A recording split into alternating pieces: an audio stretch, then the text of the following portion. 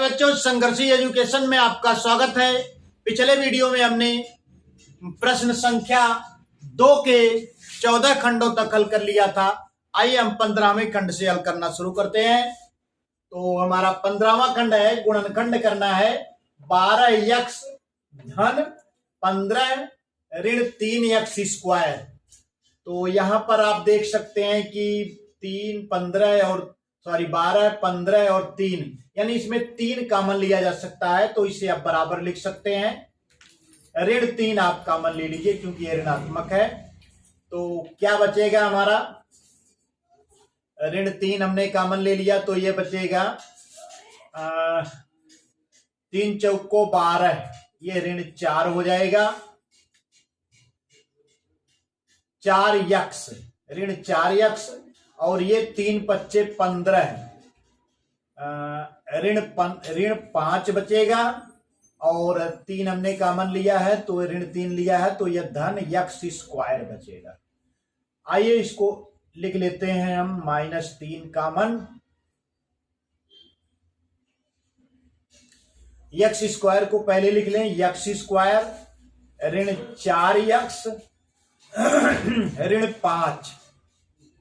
अब ये हो गया ax square plus bx plus c प्रकार का व्यंजक हो गया है, जहां पर a का मान 1 है और c का मान ऋण 5 है। तो ac बराबर हमारा हो जाएगा 1 गुणे ऋण 5 बराबर हो जाएगा ऋण 5। अब b के स्थान पर देखिए ऋण 4 है, तो ऋण 5 का ऐसा गुणनखंड करें जिसका योग क्या हो, ऋण 4 हो। तो ये हो जाएगा ऋण 5 गुणे 1 और ऋण 5 में 1 जोड़ेंगे तो ऋण 4 के बराबर हो जाएगा। तो आइए इसका गुणनखंड कर लेते हैं। तो ऋण 3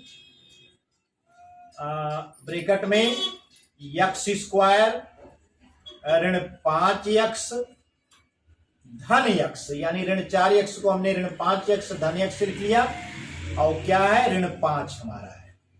अब यहां पर आप देख सकते हैं कि इन दोनों पदों में हम क्या कॉमन ले सकते हैं, x कॉमन ले सकते हैं।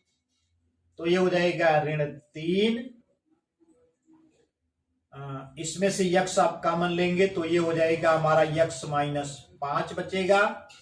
और इन दोनों पदों में x - 5 ये पहले से ही है, तो आप 1 कॉमन ले लेंगे, x - 5। अब ये हमारा हो जाएगा, अब x - 5 दोनों में है तो x - 5 आप कॉमन ले लीजिए। ऋण 3 x - 5 एक ब्रैकेट में हो जाएगा और दूसरे ब्रैकेट में देखिए x धन 1 बचेगा, x धन 1। तो ये बराबर हमारा हो गया ऋण 3 और एक ब्रैकेट में x - 5 और दूसरे ब्रैकेट में x धन 1। तो यही हमारा हो गया आंसर बराबर ऋण 3 x ऋण 5 और x धन 1। तो इस प्रकार से हमारा ये गुणनखंड हो गया। आइए हम बढ़ते हैं अगले खंड की तरफ। अगला खंड हमारा है 40 p की घात 3 धन 16 p की घात 3 q ऋण 2 p की घात 3 q स्क्वायर। तो यहां पर आप देख सकते हैं कि p की घात 3, p की घात 3, p की घात 3 तीनों में है और 2 अट्ठे 16 और 2 का 40 में भाग देंगे तो ये भी कट जाएगा, यानी ऋण 2 p की घात 3 हम कॉमन ले सकते हैं। तो ये बराबर हो जाएगा ऋण, इसको थोड़ा सा आप ऐसे लिख लीजिए, ऋण 2 p की घात 3 बराबर q स्क्वायर धन 16 p की घात 3 q धन 40 p की घात 3। हम ऐसे लिख सकते हैं, इसको हमने पहले लिख लिया है, उसके बाद ये हमने लिखा है, उसके बाद ये व्यंजक लिखा है। आगे आप देखिए, अब यहां पर ऋण 2 p की घात 3 आप कॉमन ले लीजिए, ऋण 2 p की घात 3। ये कॉमन लेने के बाद हमारे पास क्या बचेगा, यहां पर देखिए q स्क्वायर बचेगा और इसमें 2 अट्ठे 16 और q बचेगा, यानी धन 8q बचेगा। उसके बाद हमारा क्या बचेगा, धन, चूंकि ऋणात्मक हमने कॉमन लिया है तो यह ऋण आ जाएगा, और ऋण कॉमन लिया है तो ये भी ऋणात्मक में आएगा। दो दो दूना 4 यानी 20 आएगा, और p की घात 3 हमने कॉमन ले लिया है, तो ये हमारा हो गया क्यू स्क्वायर ऋण 8q ऋण 20। तो ये ax square plus bx plus c प्रकार का व्यंजक है, जहां पर a का मान 1 होगा और c का मान ऋण 20 होगा। तो ac 1 ऋण 20 करेंगे तो इसका मान ऋण 20 आ जाएगा। अब ऋण 20 का हम ऐसा गुणनखंड करें कि जिसका मान ऋण 8 के बराबर हो, तो कितना हो जाएगा यह 10 गुणे ऋण 2 आप लिख सकते हैं। 10 दूना 20 हो जाएगा, ऋण 20 हो जाएगा, और दोनों को जब जोड़ेंगे 10 और ऋण 2 को तो 8 के बराबर हो जाएगा। तो ये हमारा बराबर हो गया ऋण 2 p की घात 3 q स्क्वायर, इसका गुणनखंड आप लिखिए ऋण 10 गुणे 2, ऋण 10 गुणे 2, क्योंकि हमको यहां पे ऋण 8 लाना है। तो ये हो जाएगा ऋण 10 q धन 2q ऋण 20। अब यहां पर ऋण 8q को हमने ऋण 10q धन 2q लिख दिया, इसका मान ऋण 8q के ही बराबर है। तो ये हमारा हो जाएगा ऋण 2p की घात 3। अब इन दोनों पदों में से हम क्या कॉमन ले सकते हैं, q, तो q हमने कॉमन ले लिया, तो बचा क्या q ऋण 10 बचेगा। अब यहां पर आप देखिए 2 दाम 20 होता है, तो धन 2 आप कॉमन ले लीजिए, तो बचेगा ये हमारा q ऋण 10। ये बराबर हो जाएगा हमारा ऋण 2p की घात 3 q ऋण 10 देखिए दोनों में है, तो q ऋण 10 आप कॉमन ले लीजिए, बचेगा q धन 2,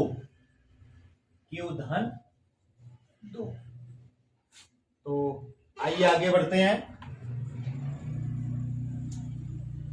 ये बराबर हमारा हो जाएगा ऋण 2p की घात 3, एक ब्रैकेट में हो जाएगा q ऋण 10, दूसरे ब्रैकेट में हो जाएगा q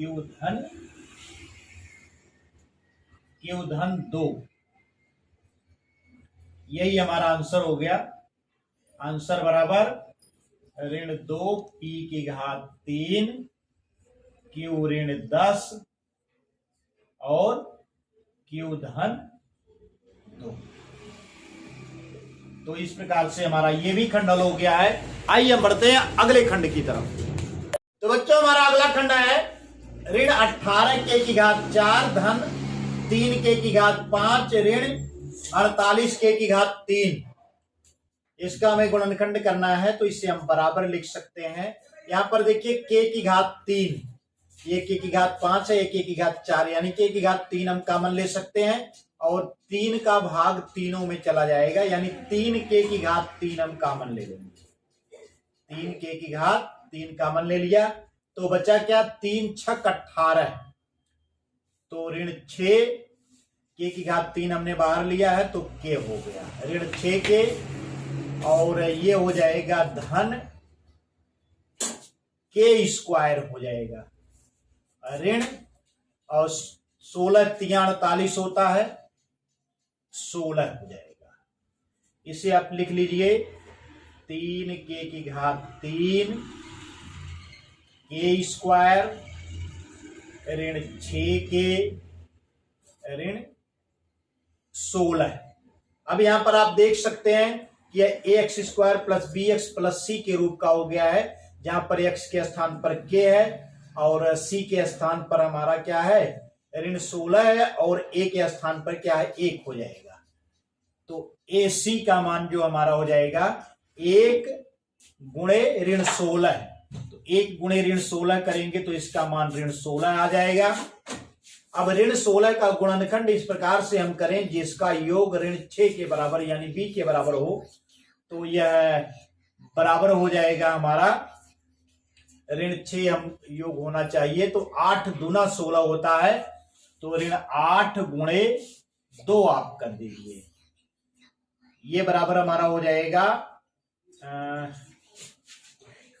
3 ब्रैकेट में के स्क्वायर ऋण 8 के धन 2 के, यानी ऋण 6 को हमने ऋण 8 के धन 2 के लिख दिया। इन दोनों को जोड़ेंगे तो यही सीसी के बराबर होगा, कोई परिवर्तन नहीं होगा। तो इसका फायदा देखिए हमको क्या मिलता है, बराबर ये हो जाएगा 3 बदले ब्रैकेट में कर लीजिए। इन दोनों पदों से के कॉमन लिया जा सकता है, तो के हमने कॉमन ले लिया, तो ये बचेगा के ऋण 8 एक ब्रैकेट में धन, इनमें से 2 कॉमन लिया जा सकता है, तो 2 ब्रैकेट में हो जाएगा के ऋण 8। अब ये बराबर हो जाएगा 3 के ऋण 8 देखिए दोनों में है, तो के ऋण 8 आप कॉमन ले लीजिए, तो बचेगा क्या के धन 2 हमारा हो गया। ये बराबर हो जाएगा 3 और के ऋण 8 के धन 2, यही हमारा आंसर हो गया। आंसर बराबर 3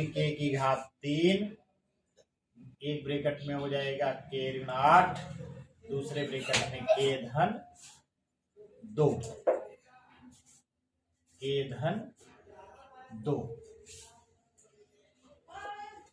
आइए हम बढ़ते हैं अगले खंड की तरफ। अगला खंड हमारा है बी स्क्वायर सी की घात 3 धन 8b सी की घात 4 धन 12 सी की घात 5। अब यहां पर आप देख सकते हैं कि सी की घात 3, सी की घात 4, सी की घात 5, यानी सी की घात 3 इसमें से कॉमन लिया जा सकता है, तो बराबर हम लिख सकते हैं सी की घात 3 और ये बचेगा क्या बी स्क्वायर बचेगा। सी की घात 3 हमने कॉमन लिया है, तो ये हो जाएगा हमारा 8 बी सी बचेगा धन 12 सी की घात 2 बचेगा। अब इसे आप लिख सकते हैं बराबर सी की घात 3, अब ये 12 सी स्क्वायर आप पहले लिख लीजिए, 12 सी स्क्वायर धन 8 बी सी धन क्या है बी स्क्वायर। सी की घात 3 हमने कॉमन लिया है, तो ये हमारा बी स्क्वायर है और यह सी 12 सी स्क्वायर हो जाएगा। अब यहाँ पर से 3 कॉमन चला गया है, तो यह ठीक है। अब ये हमारा हो गया 12 सी की घात 2, तो ये हो जाएगा हमारा x square plus b x plus c प्रकार का ये व्यंजक हो गया है। तो हमारा ए के स्थान पर यहाँ देखिए 12 हो जाएगा और सी के स्थान पर क्या है बी स्क्वायर है, तो ए सी बराबर हो जाएगा 12 गुणे बी स्क्वायर, बराबर ये हो जाएगा 12 बी स्क्वायर। अब 12 बी स्क्वायर का गुणनखंड हमको ऐसा करना है जिसका योग 8 बी के बराबर हो, तो इसे हम लिख सकते हैं 6 दूना 12, तो 6b गुणे 2b, तो 6 दूना 12 बी स्क्वायर हो जाएगा और 6b और 2b को जोड़ेंगे तो 8b के बराबर हो जाएगा। तो ये हमारा हो गया c की घात 3 ब्रैकेट में 12 c स्क्वायर धन 6bc धन 2bc, यानी 8bc को हमने 6bc धन 2bc लिख लिया धन b स्क्वायर। अब यहां पर आप देख सकते हैं ये हो जाएगा c की घात 3 और इसमें से आप क्या कॉमन ले सकते हैं, 6 कॉमन लिया जा सकता है और c कॉमन लिया जा सकता है, तो 6c आप कॉमन ले लीजिए, तो 6 दूना 12 2c बचेगा और यहां पर क्या बचेगा 6c हमने कॉमन लिया, 2c धन b आ जाएगा और धन क्या कॉमन ले सकते हैं हम, इसमें से b कॉमन ले सकते हैं, तो ये हो जाएगा 2c धन b, ये बराबर हमारा हो जाएगा c की घात 3 6c 2c धन b, देखिए दोनों में है तो 2c धन b, एक ब्रैकेट में आप कॉमन ले लीजिए और ये हो जाएगा हमारा बचेगा 6c धन b, 6c धन b। तो ये हमारा हो गया गुणनखंड। तो इसका आंसर हो जाएगा हमारा आंसर बराबर c की घात 3 2c धन b, एक ब्रैकेट में और 6c धन b दूसरे ब्रैकेट में हो जाएगा। यही हमारा हो गया गुणनखंड। आइए हम बढ़ते हैं अगले खंड की तरफ। हाँ तो बच्चों अगला खंड हमारा है ऋण 18 धन a स्क्वायर b स्क्वायर ऋण 3ab। तो इसे हम लिख सकते हैं a स्क्वायर b स्क्वायर ऋण 3ab ऋण 18 बराबर इसे हम लिख सकते हैं x स्क्वायर ऋण 3x ऋण 18। यहां पर हमने ए बी बराबर यक्स मान लिया है। ए बी बराबर क्या मान लिया है? यक्स मान लिया है। तो यह ए स्क्वायर बी स्क्वायर के स्थान पर एक्स स्क्वायर हो गया, ए बी के स्थान पर एक्स हो गया। अब यह व्यंजक हमारा x square plus b x plus c प्रकार का हो गया है, जहां पर ए का मान 1 है और सी का मान क्या है? ऋण 18 है। तो ए सी बराबर हो जाएगा 1 ऋण 18 करेंगे तो ऋण 18 हो जाएगा। अब इसका गुणनखंड हम इस प्रकार से करें जिसका योग ऋण 3 के बराबर हो, तो 6 त्रिक 18 होता है। तो ऋण 6 गुणे 3 आप कर दीजिए, 6 त्रिक 18 ऋण 18 हो जाएगा और दोनों को जोड़ेंगे तो ऋण 3 के बराबर हो जाएगा। तो ये हो जाएगा हमारा यक्स स्क्वायर ऋण 6x धन 3x ऋण 18 बराबर ये हो जाएगा। अब यहां पर देखिए यक्स कामन लिया जा सकता है इन दोनों में से, तो यक्स हमने कामन लिया तो यक्स ऋण 6 हो गया और इसमें से 3 कामन ले सकते हैं, तो 3 कामन ले लीजिए तो यक्स ऋण 6 हो जाएगा। अब यक्स ऋण 6 दोनों में है तो यक्स ऋण 6 आप कामन ले लीजिए, बचेगा क्या? यक्स धन 3 बचेगा। तो ये इसका गुणनखंड हो गया। अब यहां पर देखिए ये ए बी बराबर हमने यक्स मान लिया है, तो यक्स का मान ए बी जो है यहां पर आप प्रतिस्थापित कर दीजिए। तो ये हो जाएगा ए बी ऋण 6 एक ब्रैकेट में हो जाएगा, दूसरे ब्रैकेट में ए बी धन 3 हो जाएगा। यही हमारा आंसर हो जाएगा। आंसर बराबर ए बी ऋण 6 और दूसरे ब्रैकेट में ए बी धन 3। तो इस प्रकार से 19वां खंड था हमारा, इसका गुणनखंड हो गया है। उम्मीद करता हूं कि आपकी समझ में आ रहा होगा, और यदि आपकी समझ में आ रहा है और अभी तक आपने हमारा चैनल सब्सक्राइब नहीं किया है तो संघर्ष एजुकेशन यूट्यूब चैनल को सब्सक्राइब करें, बेल आइकन को प्रेस करें, जिससे हमारे नए नए वीडियोज की नोटिफिकेशन आपको बराबर मिलती रहे। धन्यवाद।